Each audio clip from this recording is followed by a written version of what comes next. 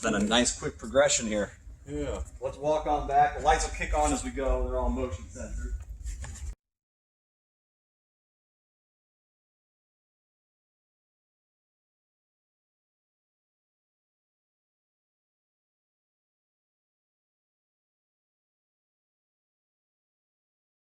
Will buy a steel frame from Lippert or something like that, and they will, have something that's not designed or built in house.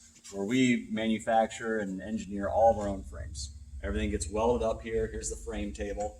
Everything gets built and designed by inTech for our product. Those 3,500 pound axles. So it depends on the unit. This will be a 3,900 pound axle on a sole. So flyers, we have some that are 2,200 pounds. We got some that are 2,900 pounds. Depending on the size and the payload we need for that unit. Everything's a Dexter torsion axle, so no spring axles. You get much more of that independent suspension type ride, much more high-end piece than what you'll find on a lot of units. Nothing to rot out. Nothing to rot out, nothing to rust. All aluminum. So they're cutting everything up over there for the guys. They roll over a cart that's got all the parts and pieces, go through, you lay out your sidewalls. Those all get welded up. Once that's complete, they'll flip the frame off. They will pull these sidewalls. They'll not one that we can see. It's in this stage right now, but they put the crossbars that connect the two sidewalls together. The back wall would get welded on, and then the frame and that cage would then be all welded together. So this is where, in a typical manufacturing process, they're very modular. They would typically take a steel frame. They would immediately go to that stage.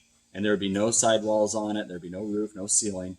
The whole unit's going to get built first, and then they'll take their sidewalls. They'll screw or staple them down to the floor.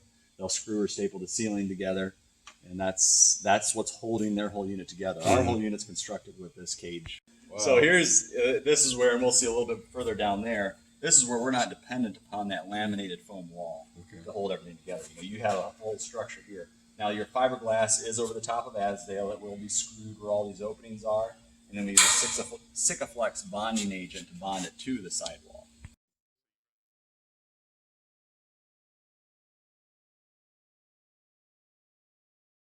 Foam insulator over the top of that, and about a 1-inch air gap you'd have between your tube and your exterior. That's going to give you about an R6, R7 value. The AC and furnace we put on them is probably what you consider overkill. Your 13.5 BTU AC and a 16,000 BTU furnace. Now we don't call this a 4-season camper. We do put, the only plumbing we have underneath the deck is the holding tank there. And we do put a heat pad on that. So if you get those freezing nights, you can flip on the heat pad. But for it to be a real 4-season camper, seal the underbelly and different things like that get put together up on the mezzanine. One thing we try to do is make as many pieces in-house as we can, or ones that we feel like are important for us to control quality. And cabinetry is one of those. So we do have our own cabinet shop. We build everything you see cabinetry-wise in-house. They'll start piecing some of that together on the inside here, along with putting the bathroom together at this stage. The inside of the unit, and just have two guys in there working and keep the quality up. Are you allowed to say where you get your windows from? Your big panoramic rear window? Yeah, that comes from Global. Is that glass? Is that that's made here in the U.S.? It is. Yep. Yeah, they make those specifically for our molds. So we'll design a cap. They'll come in and design the windshield to fit to it. All the window frames, door sections are screwed.